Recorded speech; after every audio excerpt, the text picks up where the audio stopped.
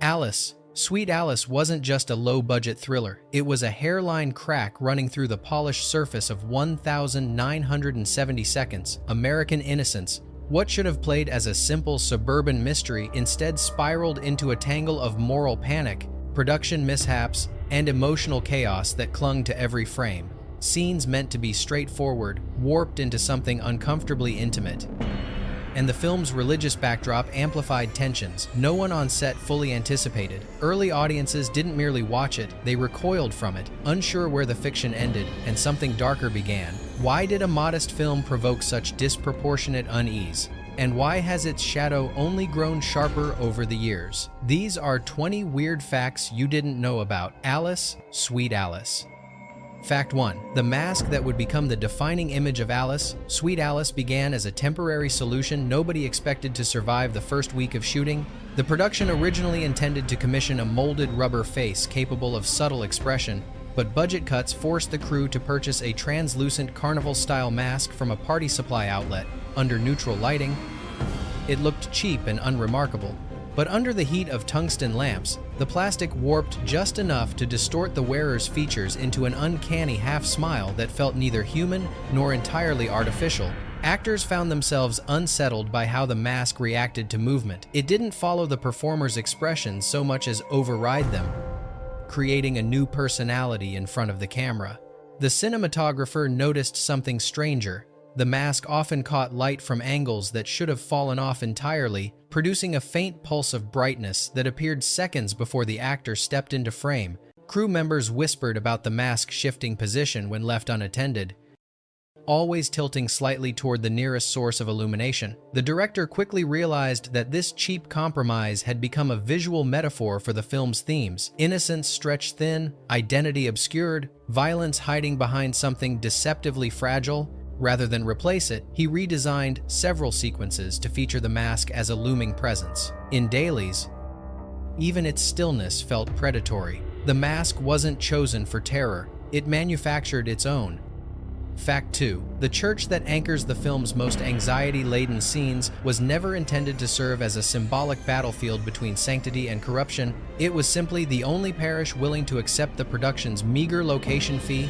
Yet from the moment filming began, the space seemed determined to impose its own temperament on the story. The confession booths swallowed dialogue, stretching whispers into mournful echoes that unsettled the sound crew. The stone floors amplified footsteps into sharp, accusatory cracks that forced the cinematographer to adjust microphone placement repeatedly. Sunlight filtering through stained glass windows produced unpredictable patterns, gentle in the morning, fractured and sinister by late afternoon, reshaping the emotional temperature of each shot. Parishioners grew uneasy with the presence of props depicting violence, and tension escalated when a visiting priest declared the production spiritually misaligned, a phrase that hung over the crew for the remainder of the shoot. Even actors admitted the church seemed to observe them, its silence tightening during emotionally volatile scenes as though withholding judgment. The director eventually embraced this unintended partnership, allowing the church's architecture and atmosphere to dictate the pacing and framing of key moments. What began as a cheap location transformed into a participant in the film's moral unraveling. The church didn't host the story, it absorbed it. Fact 3. Brooke Shields' brief appearance in Alice, Sweet Alice has grown so disproportionately in cultural memory that many viewers forget she appears for only a handful of minutes, a distortion rooted not in her performance but in the trajectory of her later fame. During production, she was a local child actor whose role served primarily as emotional catalyst for the story's early tragedy. No one predicted that her subsequent rise would prompt distributors to reissue the film multiple times, each campaign elevating her image as though she were the film's central figure. Posters featured her prominently, taglines implied she shaped the narrative. Some versions of the marketing all but reframed the movie as a showcase for her innocence. This mismatch between expectation and reality created a strange psychological ripple. Audiences began to remember scenes Shields never shot, convinced she lingered throughout the film instead of disappearing early in the plot. Scholars now liken this phenomenon to collective misremembering, a cultural hallucination born from repeated rebranding. The director openly resented the studio's retroactive marketing, insisting it distorted his film's emotional framework, but the effect was irreversible. Shields did not simply act in the movie, she unintentionally became its ghost, haunting the film's legacy from outside the frame. Fact 4. The knife that threads its way through Alice. Sweet Alice wasn't designed to look dangerous. It was chosen because it photographed cleanly and didn't reflect too much glare. Yet the moment it entered the frame, the blade took on a personality no one expected. Under harsh lighting, it produced thin, needle-like reflections that made the prop seem sharper than its dulled edge allowed. Actors complained that holding it felt strangely inconsistent, as if the knife shifted weight depending on the emotional temperature of the scene. The prop master repeatedly found it lying in places he swore he hadn't left it near a church pew, beside a window, once on top of a wardrobe, prompting jokes that the blade was staging itself. During playback, the cinematographer noticed the knife appeared slightly elongated in certain shots, not through lens distortion, but through the way it captured light, stretching its silhouette into something more sinister. The director, recognizing the unintended symbolism, adjusted blocking to let the knife drift into frames like an omen rather than an object. By the end of production, the crew treated it with wary amusement, acknowledging its uncanny ability to command attention even when inert. The knife didn't represent violence, it impersonated it. Fact 5. The dreamlike haze that saturates many scenes wasn't the result of artistic experimentation, but the unpredictable behavior of a smoke machine that defied every attempt at control. Originally intended to create a soft atmospheric mist, the device expelled dense bursts of fog at random intervals, sometimes filling entire rooms within seconds, other times refusing to produce anything but a faint wisp. The cinematographer struggled to maintain visual continuity as the haze shifted from scene to scene, bending shadows across faces and dissolving background details without warning. Actors found the fog disorienting. It obscured distances, muffled sound, and made even familiar sets feel foreign. Attempts to repair the machine only altered its temperament, giving it new quirks rather than eliminating the old ones. Eventually, the director embraced the chaos, allowing the fog to influence emotional pacing, thickening during confrontations, thinning during revelations, drifting unpredictably through scenes of confusion. In dailies, the haze transformed ordinary blocking into something fevered and unstable, mirroring the psychological fractures at the film's core. Critics later praised the movie's intentional surrealism, unaware that its visual language originated from a machine that behaved more like a haunted instrument than a practical tool. The fog didn't support the story, it defined its mood. Fact 6. Casting Paula E. Shepherd as Alice arose not from creative daring, but from a logistical crisis that left the production scrambling for someone who could legally work long hours while still embodying a child's physical fragility. At 19, Shepherd possessed an uncanny ability to shift between innocence and hostility, a quality that unsettled crew members who couldn't quite categorize her. During close-up scenes, she delivered lines with a maturity that felt jarringly at odds with her youthful appearance, creating a tension between what the audience saw and what they sensed. Other actors admitted they occasionally forgot she wasn't actually a troubled adolescent. Her emotional intensity radiated beyond the script, forcing them to recalibrate their performances. Shepherd herself confessed in later interviews that she never fully understood Alice's motives, relying instead on instinct and unease. That uncertainty seeped into the film, shaping the character not as a straightforward figure, but as a shifting mirror for the anxieties of the adults around her. Her portrayal blurred the line between vulnerability and menace so effectively that viewers questioned whether they were witnessing childhood unraveling or a deeper, more deliberate manipulation. Shepherd didn't simply play Alice. She fractured the idea of childhood altogether. Fact 7. The film's unsettling soundscape was never the product of a grand artistic experiment, but the unintended consequence of a tape recorder that responded strangely to changes in temperature and humidity inside the church.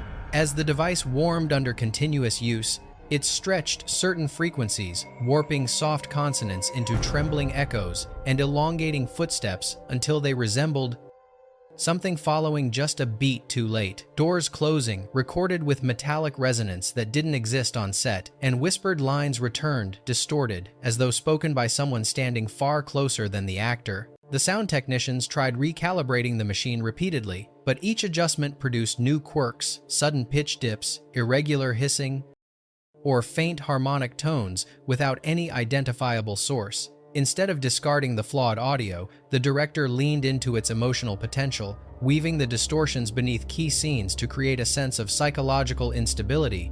Actors who later watched the finished cut wondered how their calm breaths had transformed into spectral undertones, or why their footsteps seemed doubled, as if shadowed by unseen company. Critics praised the expressive sound design, unaware the film's aural eeriness originated from a device struggling to survive the shoot. The machine didn't malfunction, it eavesdropped. Fact 8. The rain-soaked exteriors that lend the film its drenched melancholy were never planned. They emerged from a streak of unpredictable autumn storms that refused to cooperate with the shooting schedule. The production had prepared for crisp, dry weather, hoping natural light would soften the film's darker themes. Instead, scenes were filmed under pounding rain that blurred outlines, distorted reflections, and soaked the sets until they resembled half-remembered nightmares. Raindrops streaked across the lenses, turning simple close-ups into fractured mosaics. Actors shivered through takes, their discomfort bleeding into performances that felt jagged and emotionally volatile. The crew scrambled to protect equipment with tarps and improvised shelters, yet the storms continuously forced them into improvisation. When watching dailies, the director realized the rain had done something uncanny. It infused the story with a sense of inevitability, as though the weather itself condemned the characters. What began as logistical chaos became thematic resonance. Puddles mirrored distorted silhouettes, umbrellas bent under wind like nervous gestures.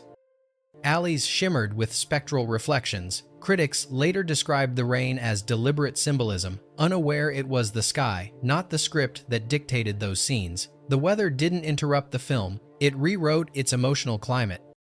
Fact 9. The film's fragmented editing style, often interpreted as a deliberate attempt to mirror the character's psychological disarray, originated from a mishap that nearly derailed post-production. During transport between facilities, several reels vanished, leaving the editor with only partial sequences and alternate takes that lacked continuity. Forced to rebuild scenes from scraps, he stitched together moments that were never meant to coexist, glances that carried new tension when placed out of order, pauses that felt ominous when separated from their original context. The disjointed rhythm created a sense of unease that fit the narrative more effectively than the structured edit the director had envisioned. When the missing reels resurfaced weeks later, the director reviewed them but found the earlier versions strangely lifeless by comparison. The accidental edits possessed a fractured music, a rhythm of mistrust that couldn't be replicated intentionally, so the discarded footage remained discarded, preserved only in memory, while the reshaped sequences entered the film's visual identity. Viewers later praised the innovative editing.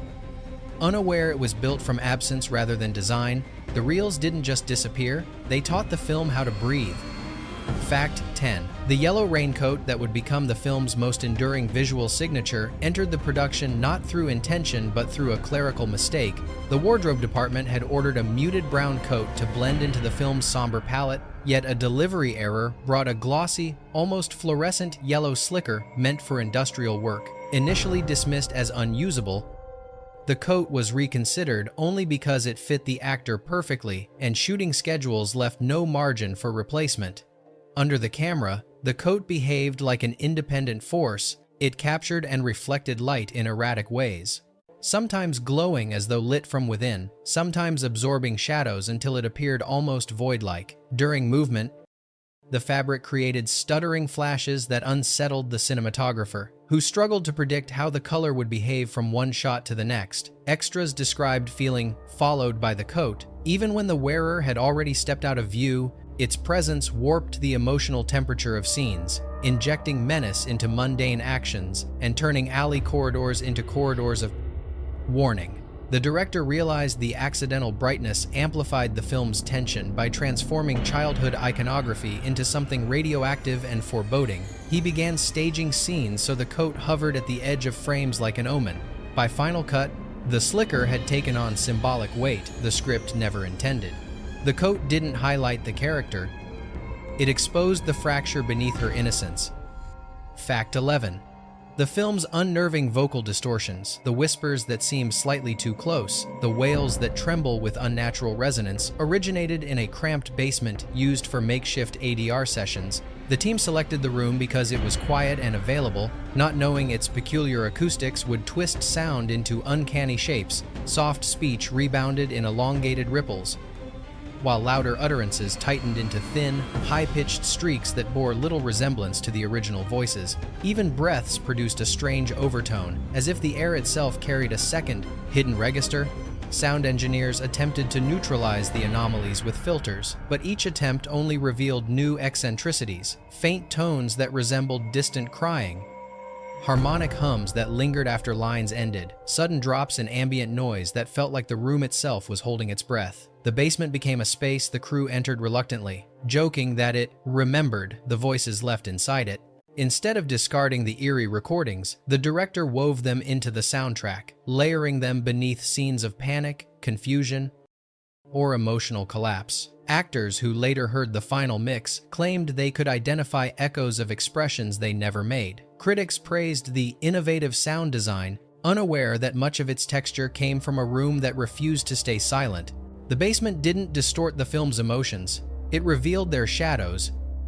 Fact 12. The film's unlikely resurrection in the cultural consciousness began with a single theater owner who refused to let it die after its disastrous initial release. Studio marketing had failed spectacularly, posters emphasized the wrong characters, screenings were scheduled against high-profile competitors, and critics dismissed the film before audiences even had the chance to discover it. Most theaters dropped it within days, but in a small New Jersey venue, the owner sensed an atmospheric potency beneath the film's uneven exterior. He programmed midnight showings, pairing the movie with cult double features and promoting it with handmade flyers that highlighted its unsettling religious iconography. Slowly, curiosity grew. College students began attending in groups, arguing passionately about its themes. Horror fans fixated on the mask, the coat, the fractured editing. Others returned repeatedly, insisting the film revealed new details with each viewing. Word of mouth built a niche following, eventually forcing distributors to reconsider their abandonment. Reissues followed, each expanding the film's cult reach. Ironically, the film's longevity owes less to corporate strategy than to the stubborn faith of one exhibitor who believed the movie had a pulse long after everyone else pronounced it dead. The studio didn't revive the film, devotion did. Fact 13. The film's distinctive camera sway, a subtle movement that makes every hallway feel faintly unstable, wasn't an intentional stylistic flourish, but the byproduct of a shoulder rig that had quietly deteriorated after years of use. The padding had flattened, the metal joints had loosened, and the operator was forced to constantly counterbalance the rig with micro-adjustments to his posture. These corrections translated into an almost imperceptible rocking motion, one that made scenes feel as though the camera were breathing alongside the characters. At first, the director worried the footage would appear unprofessional, but when reviewing the dailies, he recognized something uncanny. The sway didn't distract, it intruded. As if an unseen observer were drifting through the space with hesitant curiosity. Actors later admitted that during emotionally intense scenes, they felt the camera anticipating their gestures, responding to their movements as though attuned to their tension. The operator eventually learned to lean into the effect, letting the sway deepen during moments of dread and stabilize during moments of revelation. Critics praised the film's documentary immediacy, unaware the camera's personality came from worn bolts and tired shoulders rather than calculated artistry. The rig didn't malfunction, it gave the story a pulse.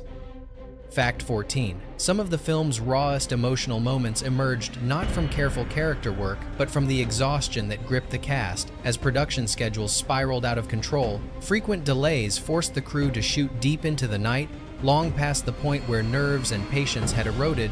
Tempers frayed, dialogue took on sharp edges.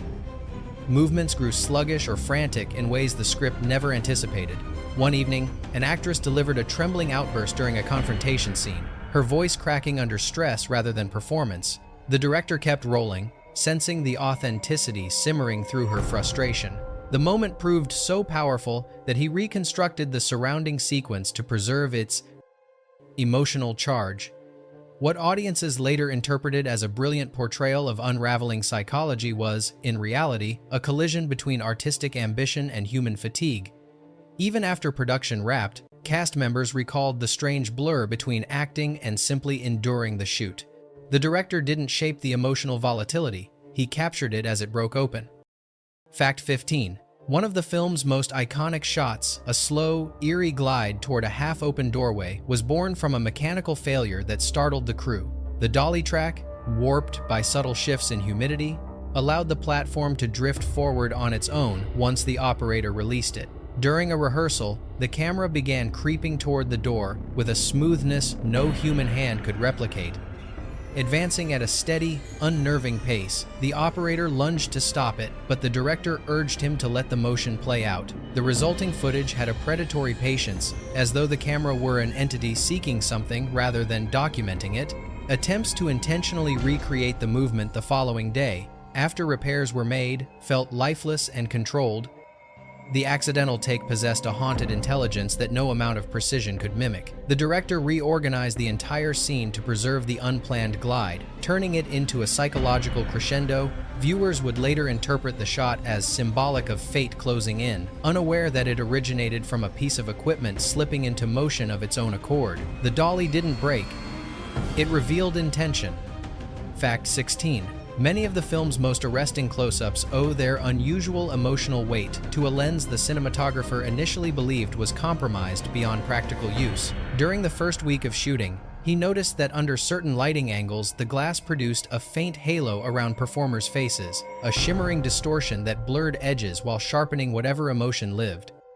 Behind the eyes, attempts to clean the lens only made the effect disappear unpredictably, returning hours later of its own accord. Rather than scrap it, the director suggested they continue using it cautiously, hoping the distortion might add texture to the film's already fragile atmosphere. What they captured surprised everyone.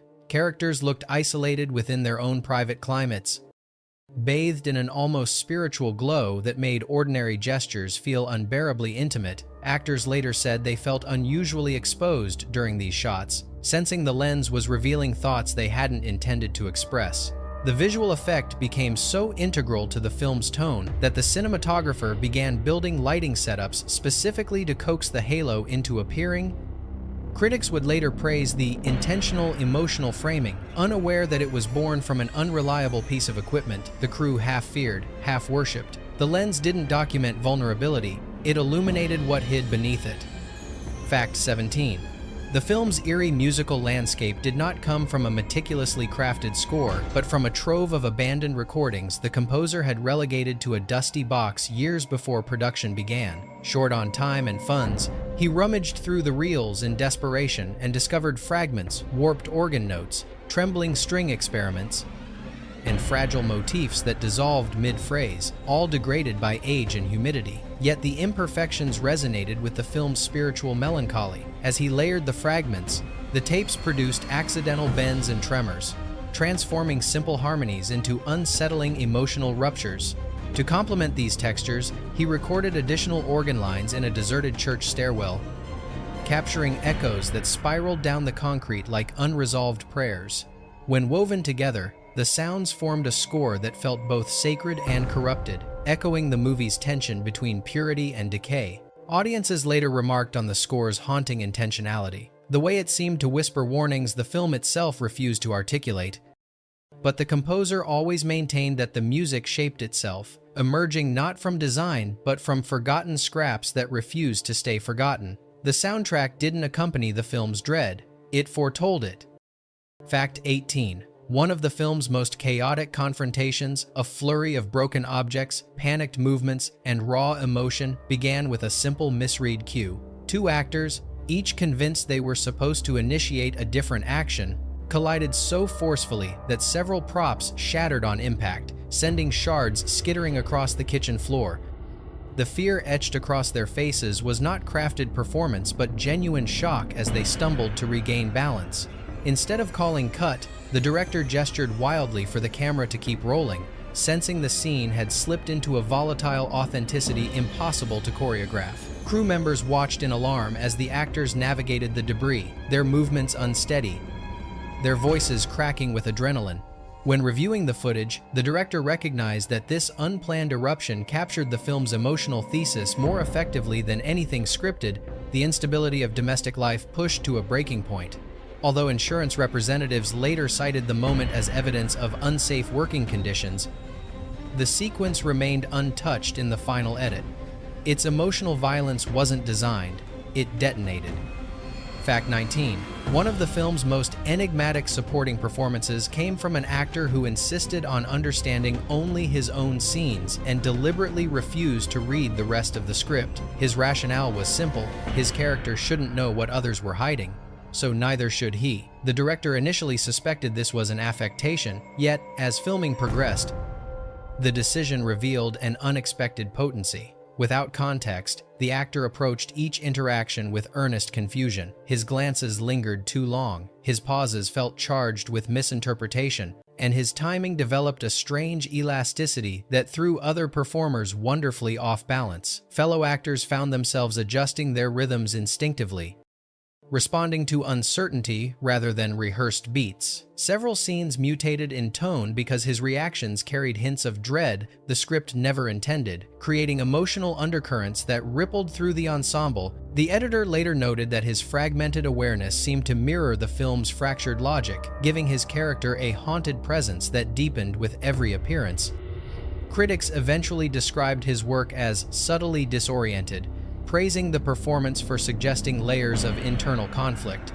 But behind the scenes, the truth was far simpler. His confusion wasn't a metaphor, it was real, and it reshaped the film from inside its blind spots. Fact 20. The film's climactic church sequence carries a solemnity so palpable that many assumed it was meticulously engineered, yet its emotional gravity originated from circumstances far beyond the director's control.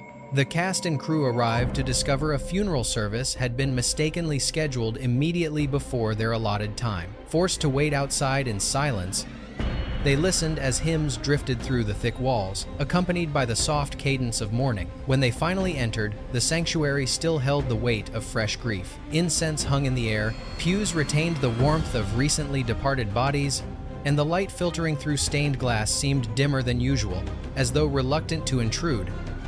Actors later described feeling as though they were trespassing on someone's sorrow, their movements slower, their voices softer, their breathing carefully measured. A lighting rig malfunctioned shortly after setup, leaving part of the nave in unpredictable shadow, which the cinematographer embraced rather than fought. The result was a sequence infused with tension so natural it felt almost ritualistic. Reviewers praised its haunting restraint, unaware that the emotional architecture had already been built by the people who had gathered there hours earlier. The scene didn't conjure grief, it walked into its aftermath. Bonus fact: late in post-production, as the team prepared to assemble the final cut, an unlabeled reel surfaced in a storage crate no one remembered packing. It carried no slate, no production number, no handwriting recognizable to anyone on the crew. Curious, the editor threaded it through the Steenbeck, expecting camera tests or discarded fragments. Instead, the reel revealed a sequence of images that felt strangely adjacent to the film's world, yet tied to no draft of the script. Hallways appeared empty but not still. Light shifted without visible source, suggesting motion just outside the frame. A childlike silhouette hovered at the edge of a doorway for several seconds before dissolving into shadow. Though no actor recalled filming anything remotely similar, in one particularly unsettling shot, the yellow raincoat sat slumped in a chair, swaying as if responding to a breeze that never touched the surrounding props. The footage contained no sound, only the faint hum of the projector, which made the silence inside the images feel almost pressurized. Crew members denied involvement. Even the cinematographer insisted the angles didn't match his shooting style. Some theorized the reel was a byproduct of accidental exposures layered over one another, while others whispered about a second unit that had wandered the set without formal assignment. The director watched the footage multiple times, torn between fascination and unease. He briefly considered including fragments in the final cut, but ultimately locked the reel away, unsettled by its refusal to clarify its own origin. During the film's distribution shuffle, the reel disappeared entirely. Whether it was misplaced, destroyed, or intentionally removed remains unknown. Only a handful of people claim to have truly seen it, and their descriptions never align perfectly, the missing footage didn't expand the film's mythology. It slipped into it like a shadow that knew precisely where to fall. Alice. Sweet Alice endures because it occupies a strange territory between intention and accident, a film shaped as much by what slipped out of control as by what was carefully crafted. Its shadows feel deliberate, its distortions strangely purposeful, even when they were born from chaos. The more you look at it, the more the film seems to press back, hinting at meanings it refuses to fully articulate. Now the question becomes yours. Which moment felt engineered by design, and which felt like the film revealing something it never meant to show? Tell us what detail unsettled you most and which forgotten title you want us to unravel next.